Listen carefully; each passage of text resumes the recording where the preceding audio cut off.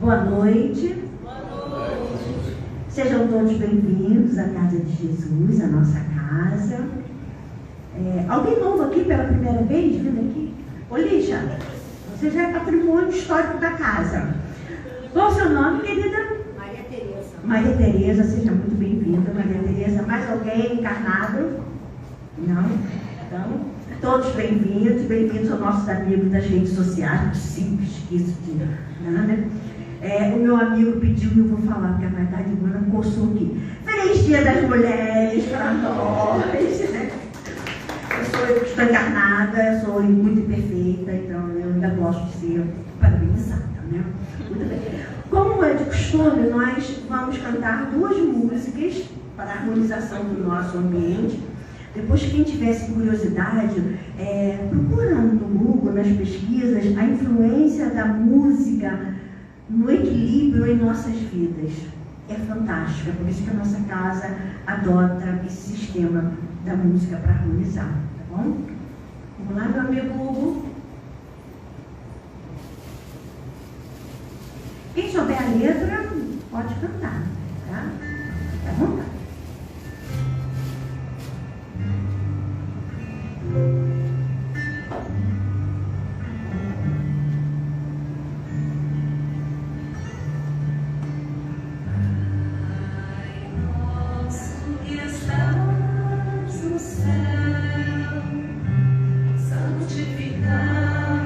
Seja o teu nome, venha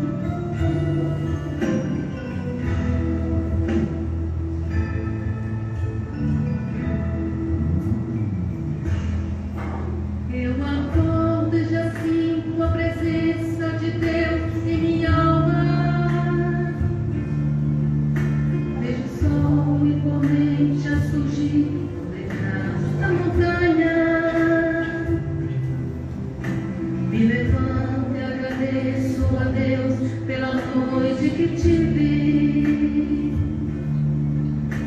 pela fé, pelo amor, pela luz e a minha esperança. Peço a Deus com humildade que todos tenhamos bom dia e que busquemos amar mais o próximo como a nós mesmos, entregando a vida ao Cristo de corpo e de mente. Venceremos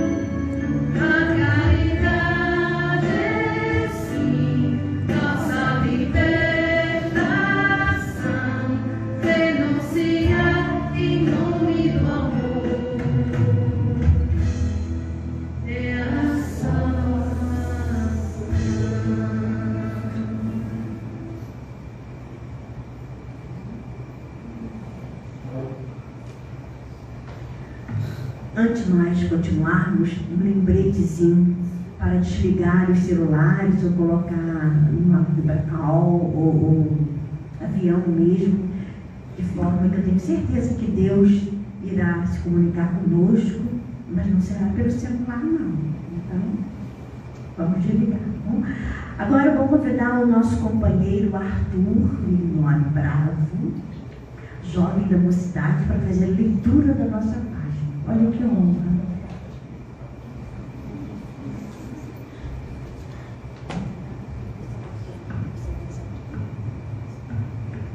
Oi. Boa noite a todos. Eu sou Arthur Linone e eu vou ler a página de hoje, que na página em questão é o Bom Samaritano. Na parábola do Bom Samaritano, ensinada por Jesus, encontramos exemplos da prática da mais lídima caridade. O samaritano, que descia de Jerusalém para Jericó, encontrou o homem caído, aproximou-se dele, deitou-lhe óleo e vinho nas feridas, e ele enfaixou. Em seguida, colocou-o sobre seu cavalo, conduziu-o a uma hospedaria e passou a noite avelando a sua cabeceira. A caridade do tempo. Quantos ainda não são capazes de ceder seu tempo aos semelhantes? O samaritano interrompeu a viagem, adiou seu negócio e assumiu toda a despesa com aquele homem desconhecido. E afirmou ao dono da hospedaria que, de regresso, passaria por ali a fim de saldar outras eventuais despesas. A caridade do tempo tem sido desconsiderada pelos que pretendem alcançar a reino dos céus. Essa é uma página muito boa que mostra a importância da caridade para alcançar a reino dos céus. E é do livro Vigiar e Orai, do irmão José. Obrigada, Arthur.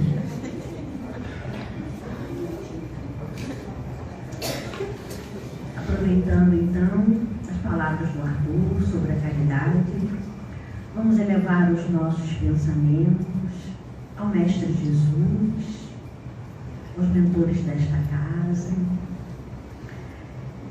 Querido Deus, de infinita bondade e misericórdia, nós lhe agradecemos, Pai, a oportunidade de estarmos aqui, de recebermos os conhecimentos, as reflexões trazidas pelos nossos companheiros do estudo da noite, o Hugo e a Renata.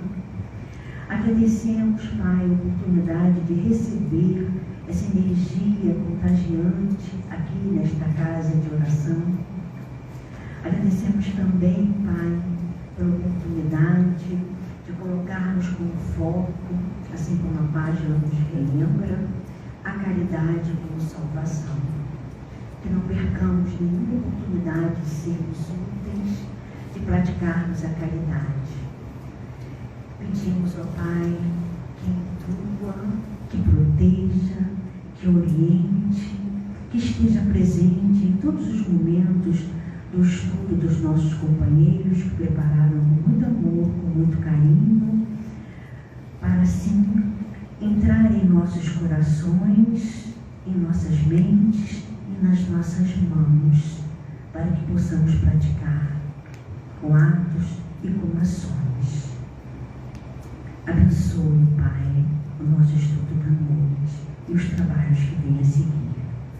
Se conosco, Pai, hoje e sempre, graças a Deus.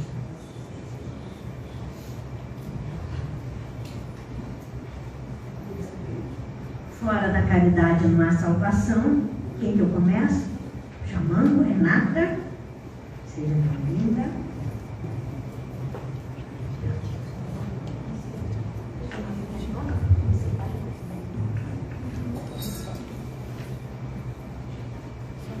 Boa noite a todos. Muito bom estarmos aqui juntos essa noite, que a gente poderia estar em qualquer lugar, mas estamos aqui para ouvir da palavra de Jesus, dos seus ensinamentos e dessa doutrina maravilhosa.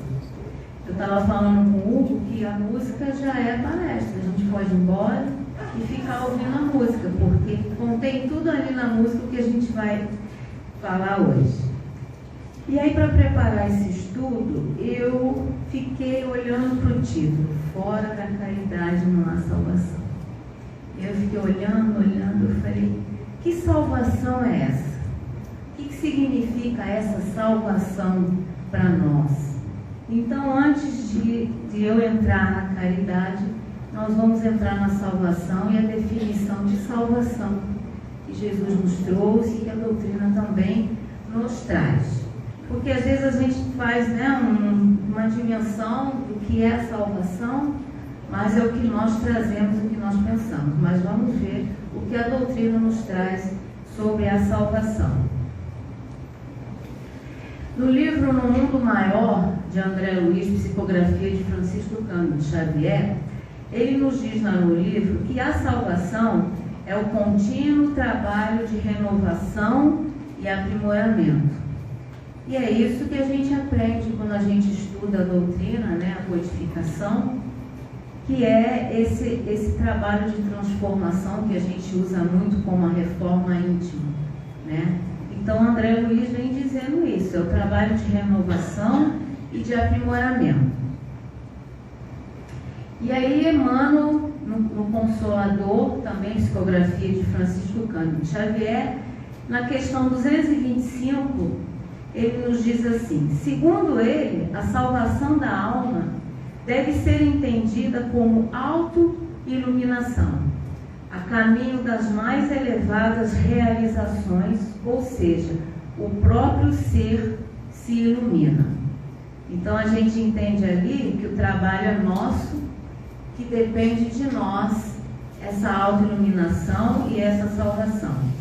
Não se trata de mero aproveitamento do esforço de terceiro.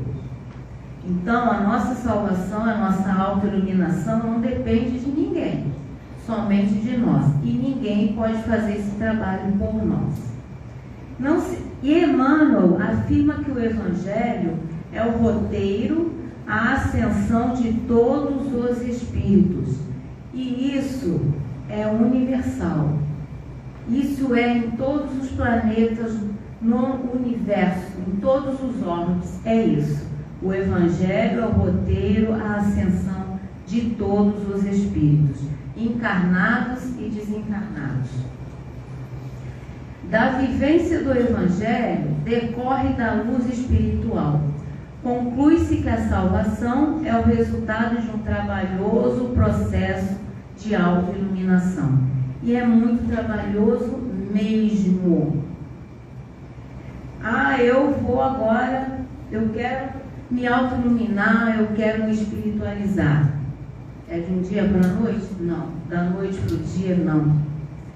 E a gente traz em nós esses maus hábitos, essas tendências há milênios, não é anos, meus irmãos, é milênios a gente vem carregando esses hábitos conosco. Então, por isso que Emmanuel diz, é um trabalhoso processo de autoiluminação. O candidato deve esforçar-se em seguir os exemplos e os ensinamentos do Cristo. Então, ele jogou lá para cima, né? Se a gente tem que viver os ensinamentos de Cristo e os exemplos dele, a gente está perdido, porque ele jogou muito alto. Mas nós temos que procurar viver os ensinamentos de Jesus. Romper necessita abandonar tendências inferiores e vícios. Isso a gente também sabe, né? E vícios, meus irmãos, não é aqueles vícios que a gente fala do álcool, da droga, são vícios morais que a gente traz há milênios. Porque os vícios que a gente fala de álcool, de droga, a gente pensa que não é fácil mudar. A gente sabe que é uma batalha para você se livrar desses vícios. Mas os vícios morais são os nossos pesadelos. Esses sim, porque você tem que se desconstruir e reconstruir novamente. Você mudar o que você é muito complicado. Por isso que ele fala que é um trabalhoso exemplo que a gente tem que seguir de Jesus, é um trabalhoso processo. Muito. Romper com velhos hábitos e assumir o compromisso de ser melhor a cada dia, cessar com maledicências, preguiça, desonestidade e tudo ou mais que seja incompatível com o título de cristão. E aí a gente fala, eu sou cristão. E eu acho que a gente tem que ter muito cuidado quando a gente fala, eu sou cristão. Porque a gente está vendo aqui, o cristão, ele vive os ensinamentos de Jesus. Então, nós vivemos alguns? Sim. Mas eu, na minha opinião, a gente não pode ainda nos considerarmos como cristãos.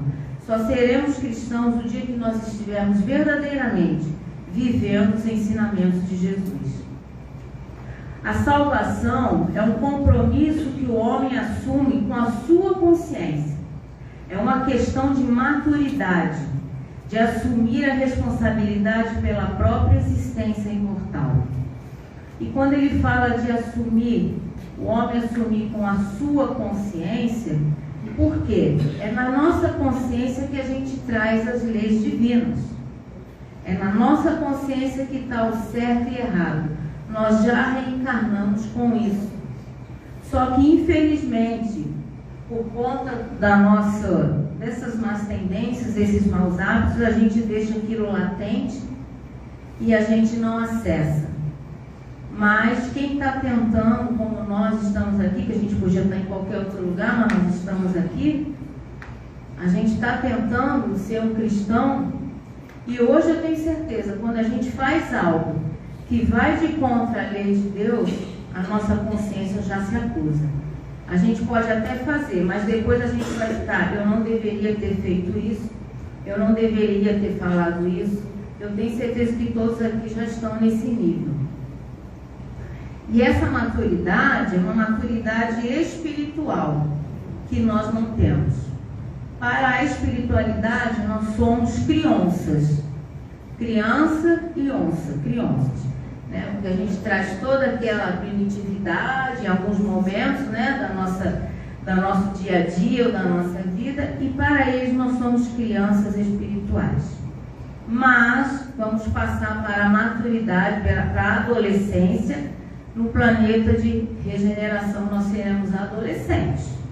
Só seremos maduros quando a gente estiver lá no mundo ditoso ou no mundo celeste. Por enquanto nós somos crianças espirituais, tentando passar para a adolescência. E nós, quando eu adentrei a doutrina espírita, que foi em 2017, que eu assumi esse compromisso de estudar a doutrina, me aprofundar, a primeira coisa que me marcou foi que eu sou responsável pelas minhas escolhas e por aquilo que eu quero. Porque é muito fácil a gente acusar o outro, né? Ah, Deus, por que você permite que eu viva isso? Por que você está permitindo que isso está acontecendo comigo? Isso é mais fácil do que eu assumir a minha responsabilidade. Se eu estou passando por isso, porque eu fiz essa escolha.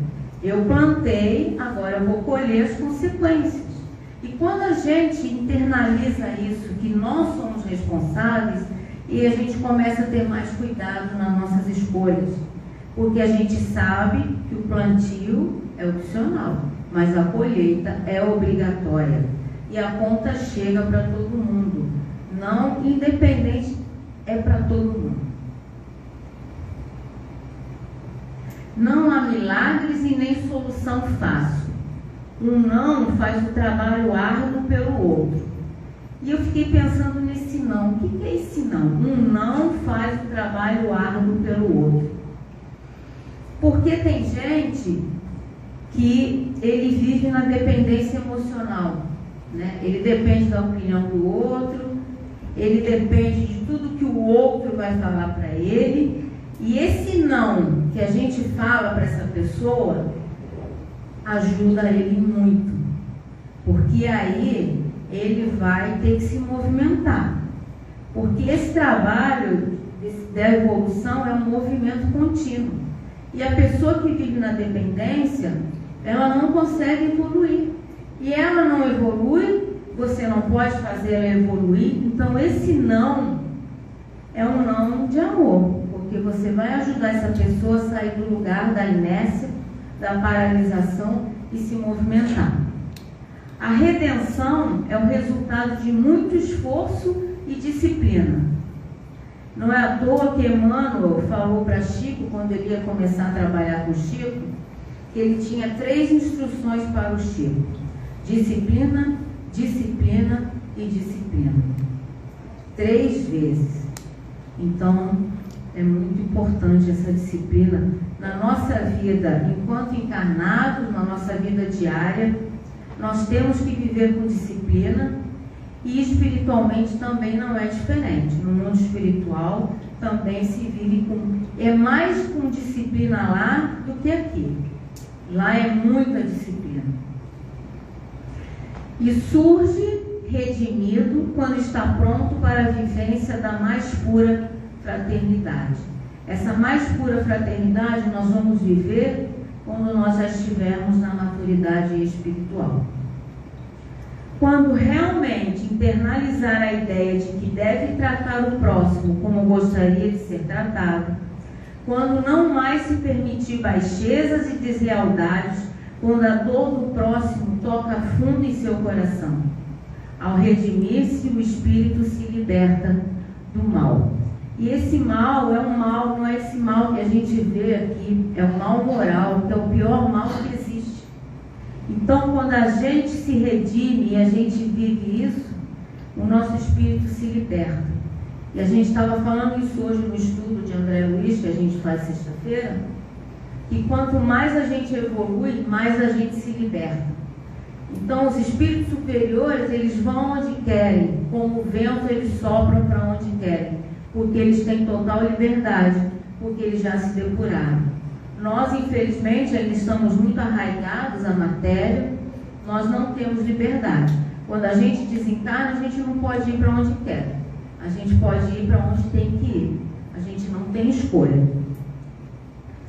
Por entender as dificuldades alheias, perdoa com facilidade e não permite que o mal do mundo contamine. Esse perdoa com facilidade não é fácil. Ele bota ali com facilidade porque o Emmanuel é um espírito superior. Mas a gente sabe que perdoar não é fácil. Mas a falta de perdão, ela te algema a pessoa. Você vive pensando na pessoa, você dorme pensando na pessoa, você acorda pensando na pessoa. E você todos os dias toma o seu próprio veneno. Você joga para sua corrente sanguínea todo esse veneno. E isso, um dia, a consequência vai ser uma enfermidade no seu corpo físico. Então, quando a gente perdoa, você se liberta. Você tira a algema do seu braço.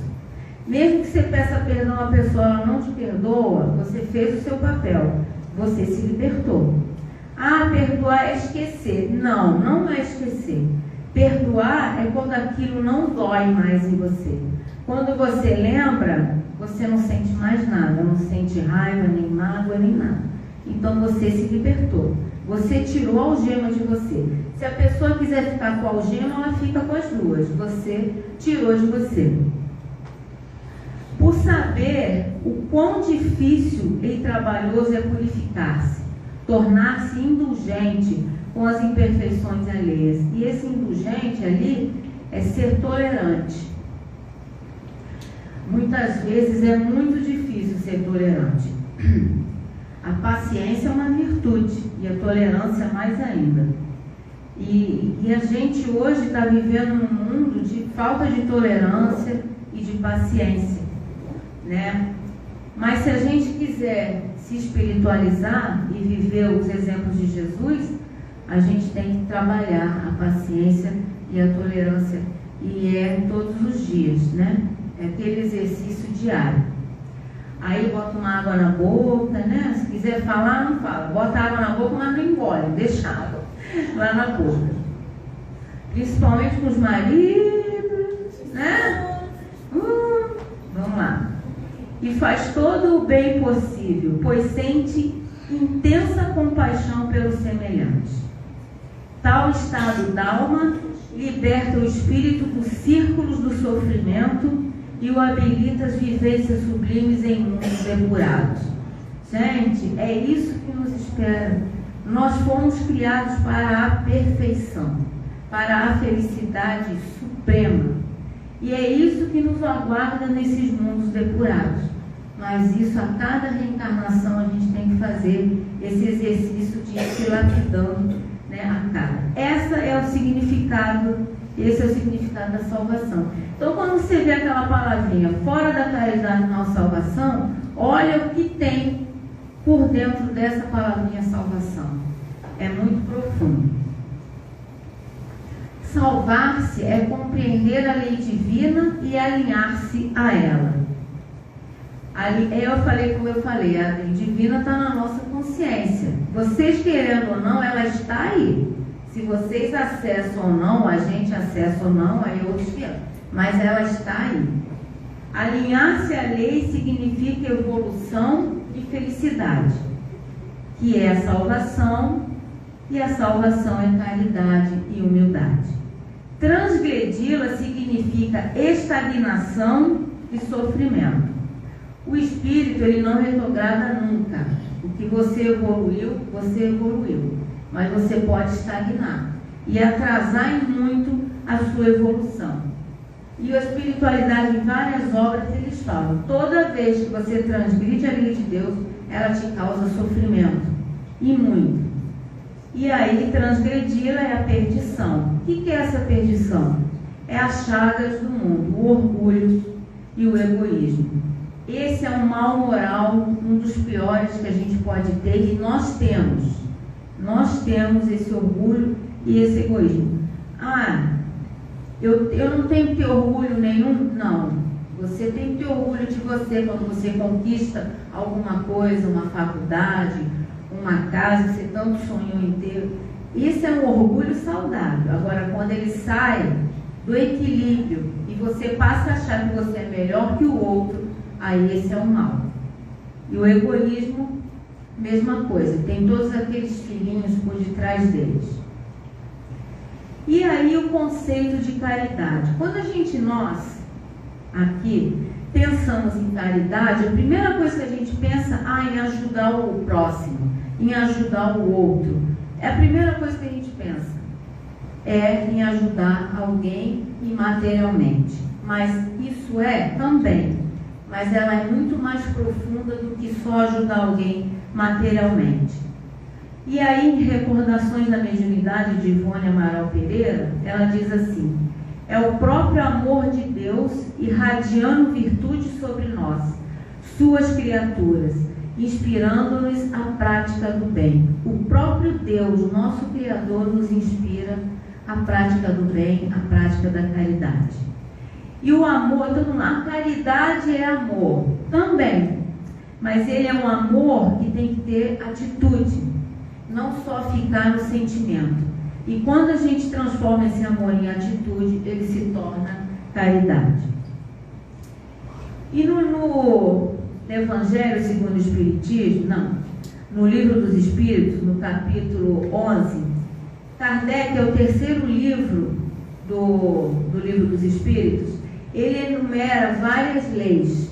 E ele termina com essa lei de justiça, de amor e de caridade. Ela é uma lei só. E por quê? Na questão 879, ele pergunta assim aos espíritos: qual seria o caráter do homem que praticasse a justiça em toda a sua pureza? Eles dizem: o verdadeiro justo, a exemplo de Jesus, porque praticaria também o amor ao próximo e a caridade, sem os quais não há verdadeira justiça. Então, só existe verdadeira justiça quando eu tenho amor e quando eu sou caridoso. Só existe caridade quando eu sou justo e quando eu amo. E eu só amo se eu for justo e se eu for caridoso. Por isso que ela é uma lei só.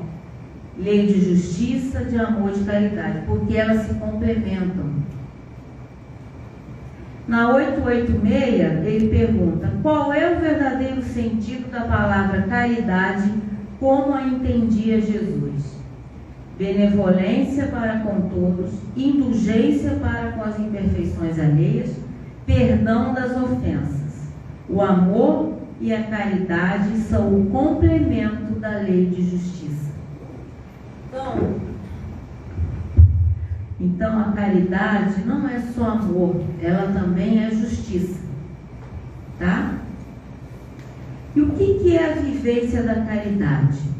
Caridade não apenas como virtude teologal, somente nas pregações e nas palavras. Caridade não somente como diretriz religiosa. Caridade não implícita como condicionamento de fé. Caridade pura e simples como norma de comportamento. Então, caridade não é só amor, não é só você ajudar o próximo, é comportamento, é vivência. Nós temos que vivê-la todos os dias na nossa vida. E aqui eu trouxe alguns exemplos de vivência de caridade. Ali a gente tem o Chico Xavier, que todo mundo conhece. Ele foi a caridade em pessoa e a humildade em pessoa. Ele viveu a caridade. Ali Jesus também, que viveu, né? Ele exemplificou a caridade. E ali, como a música fala e a página da abertura, a parábola do bom samaritano, que Jesus usou, né, como fariseu, para ele exemplificar o que seria a caridade. Quando ele perguntou, quem é o meu próximo? Né? E os samaritanos, eles eram, os judeus achavam que eles tratavam-os como hereges, né? Nem consideravam como irmãos. Mas foi ele, não perguntou àquele caído. Em nenhum momento no Evangelho, nunca se disse quem era esse caído. Nem o nome, nem nada, nem religião. E ele também, quando foi ajudar, ele não perguntou qual a religião dele, qual a cor dele. Ele não perguntou, ele só ajudou. Simplesmente. Então, ele vive a caridade. Não importa se ele era um judeu que não gostava dele, que tinha ódio dele, ele ajudou assim mesmo. Do livro Vinha de Luz, de Emmanuel também, psicografia de Francisco Cândido, ele traz para a gente a caridade essencial. Em todos os lugares e situações da vida, a caridade será sempre a fonte divina das bênçãos do Senhor em todos os lugares, encarnado e desencarnado. Quem dá o pão ao faminto e água ao sedento, remédio ao enfermo e luz ao ignorante, está colaborando na edificação do reino divino, em qualquer setor da existência ou da fé religiosa que foi chamado. E aí, nós temos na nossa casa o departamento de assistência, que a gente ajuda com o material, que é a cesta básica, mas também elas recebem a luz para que elas possam estudar os ensinamentos do Mestre Jesus, do Evangelho, da doutrina. Então elas se alimentam, recebem o alimento do corpo, mas também recebem o alimento espiritual. É óbvio que uma pessoa que está faminta não tem como ouvir você falar nada, nem de doutrina espírita, nem do Evangelho. Então primeiro você sacia a fome dela e depois você vai dar a luz a ela sobre o Evangelho, sobre os ensinamentos de Jesus. Porque com fome ninguém ouve nada, né, gente? A gente sabe disso, né? Então em qualquer setor da existência, a fé religiosa. Não importa se você é espírita, se você é católico, se você é protestante, aonde você plantar o seu pé, seja luz. Não importa onde você esteja. Porque os ensinamentos de Jesus não é do Espiritismo, não é da Igreja Católica e não é da Igreja Evangélica. Ela é um ensinamento universal. Ela vige em todos os planetas. Então não importa qual é a religião, você tem que viver a caridade. A voz compassiva e fraternal que ilumina o espírito é a irmã das mãos que alimentam o corpo. Antes, porém, da caridade que se manifesta exteriormente nos vários setores da vida. Você está encarnado, não importa se você está no trabalho, no supermercado, na fila do banco, seja luz aonde você estiver. Pratiquemos a caridade essencial, sem o que não poderemos efetuar a edificação e a redenção de nós mesmos. Trata-se da caridade de pensarmos, falarmos e agirmos, segundo os ensinamentos do Divino Mestre no Evangelho. Então vocês vejam o que é pensar, falar e agir. É a caridade de vivermos verdadeiramente nele, para que ele viva em nós. Sem esta poderemos levar a efeito grandes serviços externos, alcançar intercessões valiosas em nosso benefício, espalhar notáveis obras de pedra, mas dentro de nós, nos instantes de supremo testemunho de fé, estaremos vazios na condição de mendigos da luz. Então, o exterior é importante, mas se nós não internalizarmos isso, pensarmos, vivermos isso, nós chegaremos no mundo espiritual como mendigos de luz. E para finalizar, no Evangelho, no itens de 3 a 5, Jesus não fez, pois, da caridade somente uma das condições de salvação, mas a única condição. É a única condição para a nossa salvação. E este princípio está formulado em termos precisos nessas palavras: amareis a Deus de toda a vossa alma e ao vosso próximo como a vós mesmos. Toda a lei e os profetas estão contidos nesses 2 mandamentos.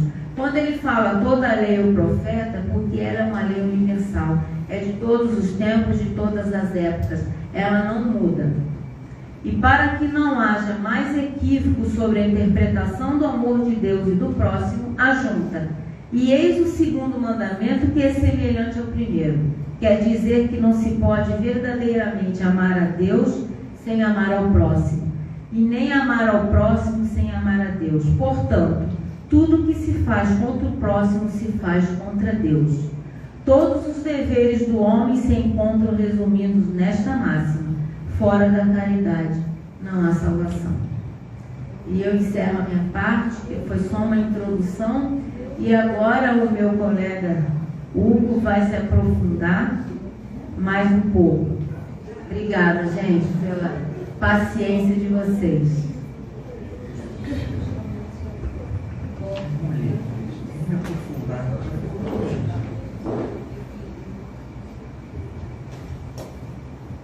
Boa noite a todos.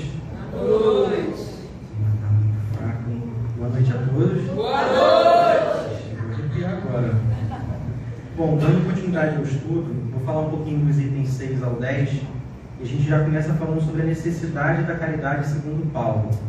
Eu vou fazer só a leitura aqui, porque a gente, assim, esse parágrafo é espetacular, eu acho legal compartilhar com vocês. Ainda quando eu falasse todas as línguas dos homens e a língua dos próprios anjos, se eu não tiver caridade, serei como bronze que soa e um símbolo que retine. Ainda quando tivesse o dom de profecia, que penetrasse todos os mistérios, e tivesse perfeita ciência de todas as coisas. Ainda quando tivesse toda a fé possível, até o ponto de transportar montanhas, se não tiver caridade, nada sou. E quando houvesse distribuído os meus bens para alimentar os pobres e houvesse entregado o meu corpo para ser queimado, se não tivesse caridade, tudo isso de nada me serviria. A caridade, ela é paciente, ela é branda e benfazeja. A caridade não é jubilosa, não é temerária nem precipitada. Não se enche de orgulho, não é desdenhosa, não cuida de seus interesses. Ela não se agasta, nem se azeda com coisa alguma. Não suspeita mal, não se rejubila com a injustiça, mas se rejubila com a verdade. Tudo suporta, tudo crê, tudo espera, tudo sofre. Agora, estas 3 virtudes, a fé, a esperança e a caridade, permanecem, mas dentre elas, a mais excelente é a caridade. Então, a caridade não é apenas aquela que a gente, conforme a Renata disse, não é aquela que a gente, não é só, na verdade, aquela que a gente costuma fazer, entregar um alimento, enfim, ela atinge o objetivo final? Ela atinge. Você está ajudando uma pessoa que está em estado de necessidade. Só que ela é muito mais do que isso. A verdadeira caridade ela deve ser sentida, ela deve ser vivida nos preceitos do Evangelho de Jesus. A caridade ela precisa ser feita em todos os momentos de nossa existência. É muito mais profundo do que somos capazes de entender, de compreender. É viver Jesus a todo instante. Compreender Jesus na sua essência, é estar com o coração preenchido com esse amor. E é justamente esse amor que nos salva. É justamente esse amor que nos recria a todo instante. É esse amor que nos cura. A caridade verdadeira é onde o amor se demonstra em pequenos gestos, em pequenas ações. Nada de palanque, nada de exibicionismo. Falar sobre o amor nem precisa das palavras, apenas com gestos nobres. Caridade que começa em nós e se reverte profundamente com o outro. Mais adiante, Paulo diz, é que a caridade está ao alcance de toda a gente, do ignorante como do sábio, do rico como do pobre, e independe de qualquer crença particular, faz mais, define a verdadeira caridade. Mostra não só na beneficência, como também no conjunto de todas as qualidades do coração, na bondade e na benevolência para com o próximo. Ou seja, a caridade ela é tão poderosa que até o cético, o ateu, independente de qual crença for, ela atinge o seu resultado final. No capítulo 2 do Evangelho, Meu Reino Neste Mundo, tem até um relato muito interessante de um espírito que foi uma ex-rainha da França. E ela, após o desencarne, ela acreditava que ia ter uma recepção calorosa, digna de uma rainha. E ela teve uma grande surpresa. Então, a mensagem que eu trouxe, que eu achei bem legal, né, que ela deixou. Não se pergunta o que fostes, e nem que posição ocupou, mas o que fez, quantas lágrimas enxugou. Então, Deus não está preocupado com o que você foi em vida, se você foi um médico, um policial, seja lá o que for. Ele quer saber o que você fez, quais são suas práticas aqui na Terra enquanto encarnado, o que você fez para ajudar o próximo. E no livro Vida Feliz, ditado por Joana de Anjos, psicografado por Paulo Franco, eu também achei uma outra mensagem bem interessante que tem tudo a ver com o nosso estudo aqui de hoje. E diz o seguinte: a grandeza de um homem pode ser medida pela sua capacidade de serviço ao próximo, de humildade e de amor. Os homens grandes chamam a atenção e projetam sombra, mas os grandes homens, onde quer que se encontrem, tornam-se claridade inapagável, apontando rumos libertadores. Os verdadeiros heróis se ignoram, preocupados que vivem em ajudar mais do que fazer a propaganda dos próprios atos. Torna-te um deles, no silêncio das tuas realizações e na grandeza da tua pequenez. Já nos itens 8 e 9, Kardec e a espiritualidade falam sobre os dogmas. Fora da igreja não há salvação e fora da verdade não há salvação. Essa máxima, fora da igreja não há salvação, ela aparece lá nos escritos de São Cipriano e nas cartas de Santo Agostinho. Repare que é uma afirmação muito absoluta, é uma afirmação muito exclusiva, está muito longe de unir as pessoas. E ela prega uma fé comum a todas as religiões. Ela não prega uma fé comum a todas as religiões. Mais adiante a gente tem a outra afirmação: fora da verdade não há salvação. O que equivale também a fora da igreja não há salvação? E isso é como se fosse uma verdade absoluta. E já diziam os bons espíritos que a verdade absoluta é patrimônio unicamente de espíritos da categoria mais elevada.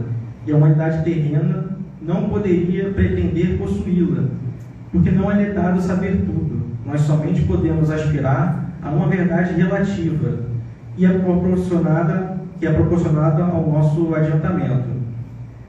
Então, o Espiritismo, através do Evangelho, ele nos ensina que a salvação é para todos, independente de qualquer crença.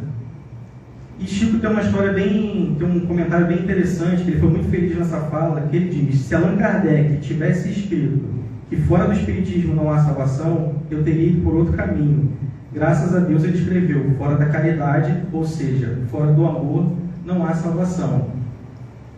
No item 10, Instruções dos Espíritos, Paulo também deixa uma mensagem muito interessante. Só que eu vou ler o último parágrafo, por conta até do tempo. Meus amigos, agradecei a Deus o haver permitido que pudesseis gozar a luz do Espiritismo. Não é que somente os que possuem hajam de ser salvos, é que ajudando-vos a compreender os ensinos do Cristo, ela vos faz melhores cristãos. Esforçai-vos, pois para que vossos irmãos, observando-vos, sejam induzidos a reconhecer que o verdadeiro espírita e o verdadeiro cristão são uma só, a mesma coisa, dado que todos quantos praticam a caridade são discípulos de Jesus, sem embargo da seita a que pertencem. Para Paulo, a caridade é literalmente a maior virtude, né? E aí no livro As Lições de Chico Xavier, de Marcelo Sotomayor, tem uma história de Chico que também é bem interessante. A gente costuma falar de Chico toda hora porque assim, a gente também não faz nem ideia da envergadura desse espírito.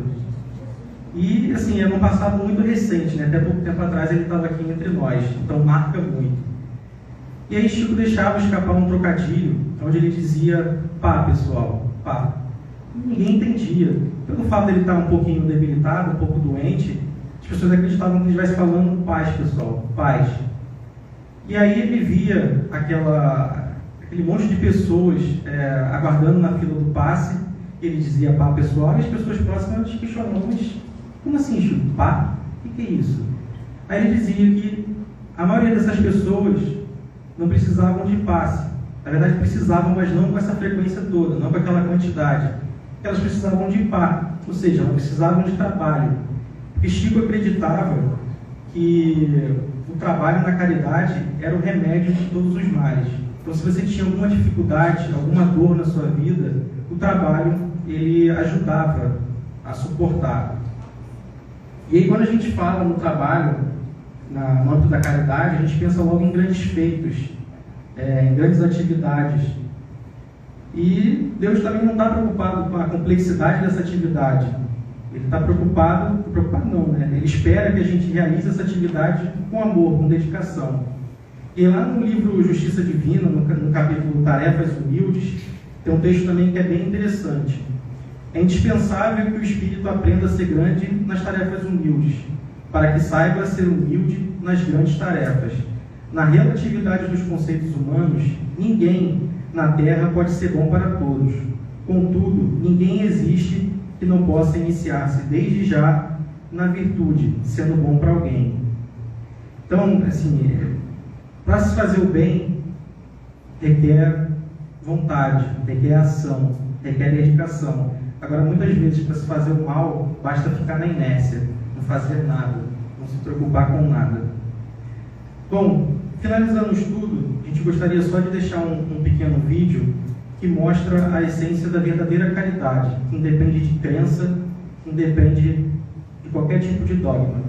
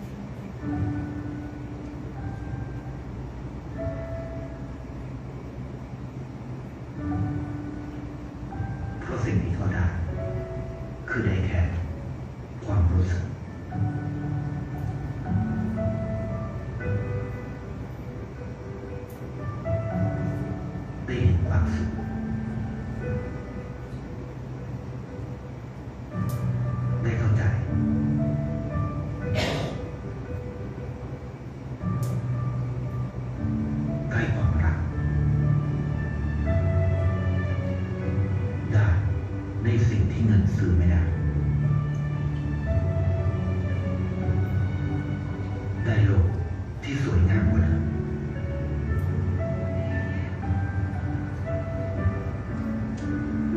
ในชีวิตคุณอะไรคือสิ่งที่คุณต้องการมากที่สุด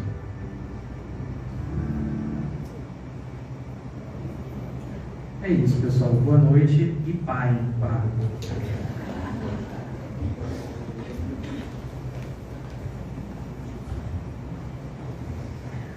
Obrigada, companheiros. Alguém quer ensino aí? Estamos na hora dos recadinhos. E quem fez conversa fraterna na semana passada, tá, gente? Quarta agora e hoje não dá tempo, tá? O pessoal responder das prioridades de trabalhar. Então, as respostas antigas, na hora do passe, eu estarei ali na salinha do som com a pastinha. Se alguém quiser a resposta, é só me procurar. Sexta-feira que vem, nós teremos os companheiros Hamilton e Neuza. Deve ser Neuza? Muito bem.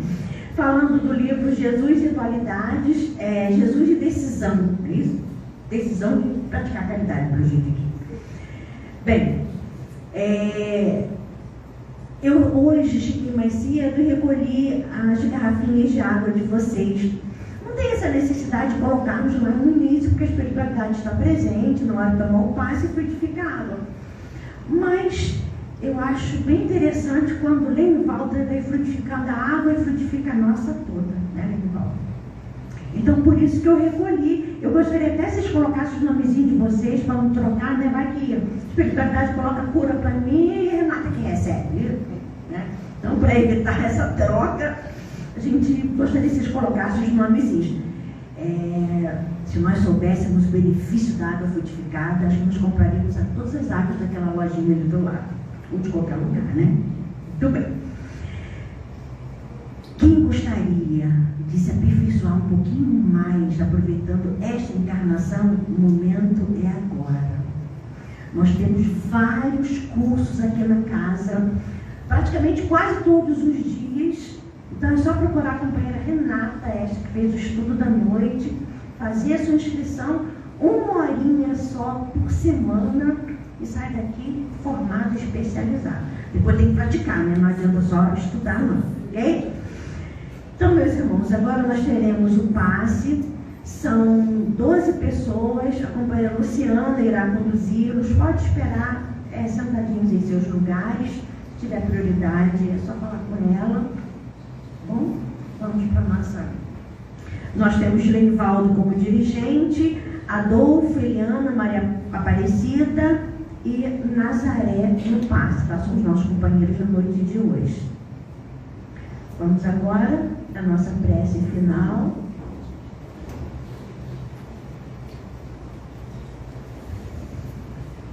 Vamos aproveitar esse momento para levarmos nossos pensamentos a Deus Pai Todo-Poderoso, aproveitarmos este momento em que estivermos aqui no salão, fazendo as nossas rogativas, nossos agradecimentos, nossos louvores, porque com certeza a espiritualidade estará agindo sobre cada um de nós, naquilo de que mais necessitamos, naquilo de que mais precisamos e de que merecemos. Por isso nós agradecemos a espiritualidade maior, a presença meiga e amiga dos emissários de Jesus presentes aqui entre nós. E pedimos, ó Pai, que possamos levar para os nossos lares, para os nossos amores, essa energia, essa vibração contagiante, para que possamos pensar e agir praticando a caridade em todos os momentos da nossa vida. Seja conosco, Pai, hoje e sempre. Que assim seja, graças a Deus.